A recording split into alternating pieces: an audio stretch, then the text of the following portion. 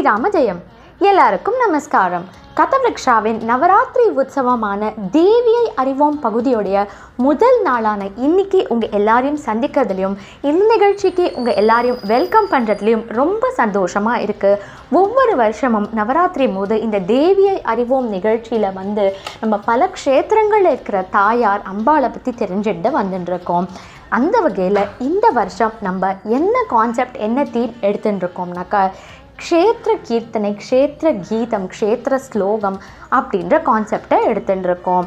பாரத தேசத்தில் எத்தனையோ க்ஷேத்திரங்களில் இருக்கிற அம்பாள் தாயார் மேலே நிறைய ஆச்சாரியர்கள், குருமார்கள் ஸ்லோகங்கள் சேவிச்சிருக்கா, கீர்த்தனைகள் பாடியிருக்கா, தமிழ் பாடல்கள் பாடியிருக்கா. இந்த மாதிரி நிறைய விஷயங்கள் இருக்குது. அதில் எங்களால் முடிஞ்ச அளவுக்கு என்னென்னலாம் உங்களுக்கு இந்த நிகழ்ச்சி மூலியமாக தர முடியுமோ அதை நம்ம இந்த வருஷம் கேட்டு தெரிஞ்சுட்டு அனுபவிக்க போகிறோம். இந்த வருஷம் தேவியை அறிவோம் க்ஷேத்திர கீதம், க்ஷேத்திர ஸ்லோகம், க்ஷேத்திர பாடலுடைய முதல் நாள் எந்த கோவிலை பற்றி தெரிஞ்சுக்க போகிறேன் அப்படின்னாக்கா நங்கநல்லூர் தில்லை கங்காநகரில் சேவை சாதிக்கிற சர்வமங்களா ஸ்ரீ ராஜராஜேஸ்வரி திருக்கோவிலை பற்றி தான் தெரிஞ்சுக்க போகிறேன். அந்த கோவிலுடைய ஸ்தாபகரான மதிப்பிற்கும் மரியாதைக்கும் உரிய ஸ்ரீ ராஜகோபால சுவாமி அவர்கள் அந்த தாயார் மேலே ஒரு அற்புதமான பாடல் எழுதியிருக்கார். நம்ம முதல்ல அதை தான் கேட்க போகிறோம். அதை தொடர்ந்து அந்த கோவிலுடைய பிரதான அர்ச்சகரான மதிப்பிற்கும் மரியாதைக்கும் உரிய ஸ்ரீ பிரசன்னா அவர்கள் அந்த திருக்கோவிலை பற்றி சொல்ல போகிறார். அது எல்லாத்தையும் நம்ம இந்த நிகழ்ச்சியில் இப்போ கேட்டு தெரிஞ்சுட்டு அனுபவிக்கலாம். சர்வமங்கள ஸ்ரீ ராஜராஜேஸ்வரி, சர்வமங்கள ஸ்ரீ ராஜராஜேஸ்வரி, சர்வமங்களம் எங்கும் தங்கிட அருள்வாய், சர்வமங்கள ஸ்ரீ ராஜராஜேஸ்வரி,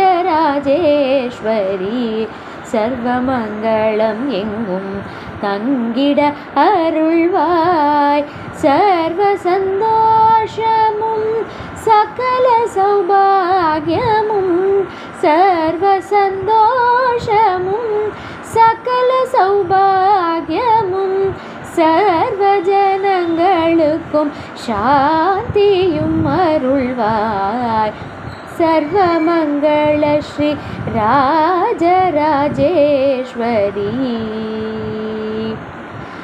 அண்டி வந்தவர்க்கெல்லாம் அபயவரமளித்து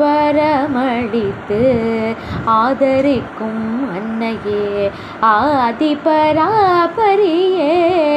சண்டி சாமுண்டீஸ்வரி சத்குரு பிரியகரி, சண்டி சாமுண்டீஸ்வரி சத்குரு பிரியகரி, சரணமடைந்தவரை காக்கும் கிருபாகரி, சண்டி சாமுண்டீஸ்வரி சத்குரு பிரியகரி, சரணமடைந்தவரை காக்கும் கிருபாகரி, சர்வமங்கள ஸ்ரீ ராஜராஜேஸ்வரி,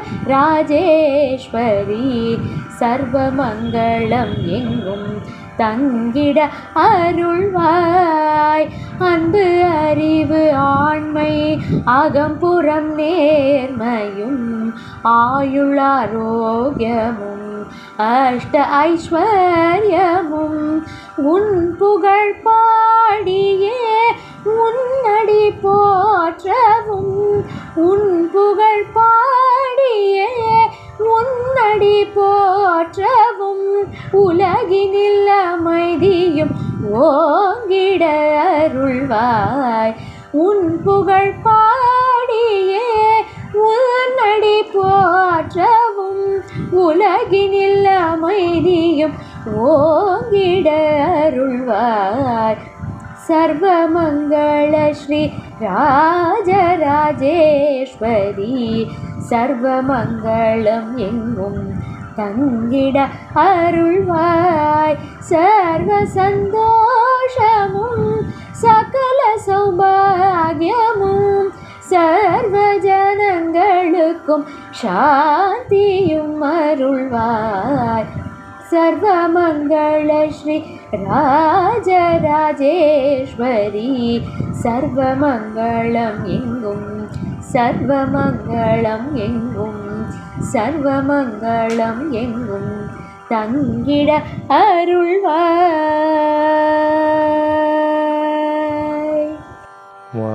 ஓம் ஸ்ரீ குருப்யோ நம ஹரி ஓம்.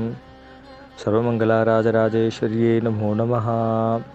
மகாயாக கிரமாராத்யா மகாபைரவபூஜிதா மகேஸ்வர மகாகல்ப மகாதாண்டவசாட்சினி. இந்த வாக்கியம் என்னங்கிறதுனா அம்பாளை உபாசனை பண்ணுறதே யாகத்துக்கு சமானம்னு சொல்லியிருக்கு.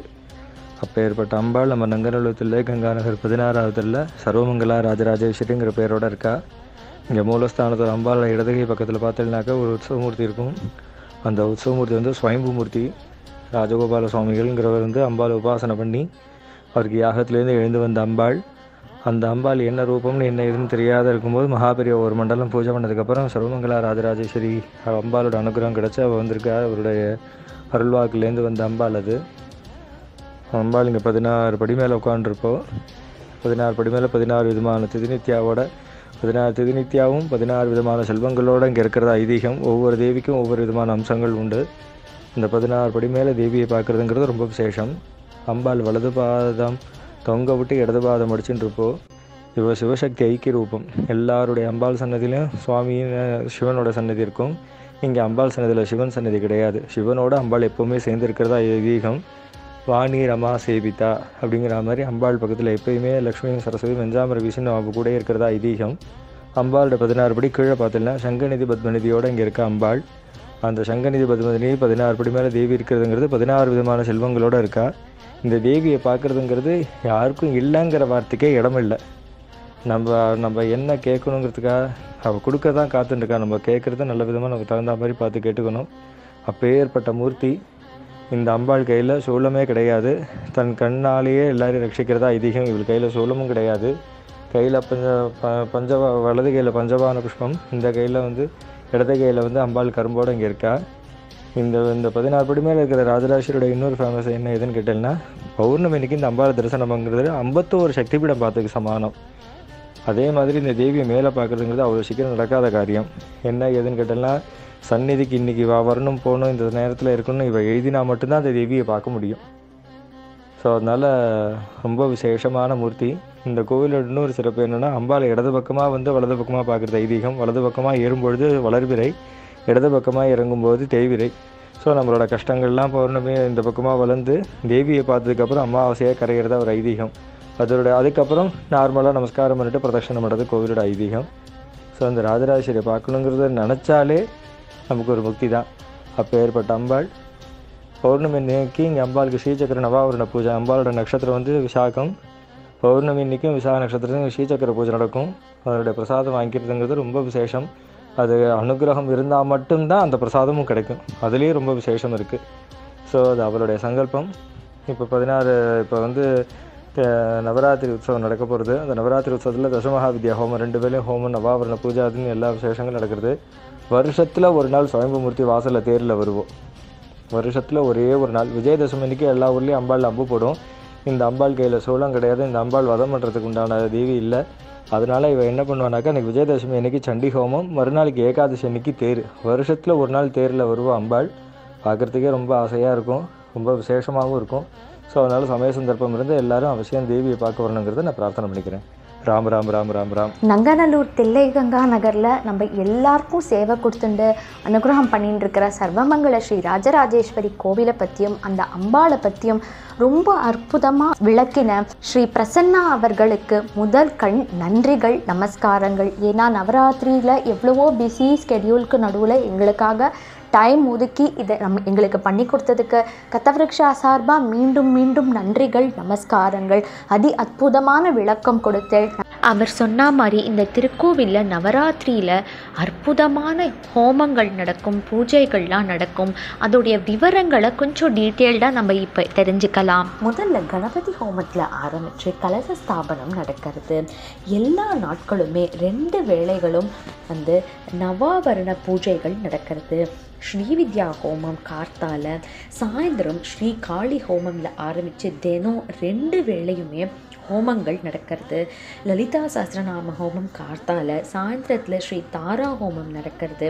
அடுத்த நாள் பார்த்தீங்கன்னா ஸ்ரீ லலிதா திரிசக்தி ஹோமம், சாயந்தரத்தில் ஸ்ரீ ஷோடஷி ஹோமம் நடக்கிறது. அடுத்த நாளைக்கு ஸ்ரீ அன்னபூர்ணா ஹோமம், ஸ்ரீ புவனேஸ்வரி ஹோமம் கார்த்தாலையும் சாயங்காலமும் நடக்கிறது.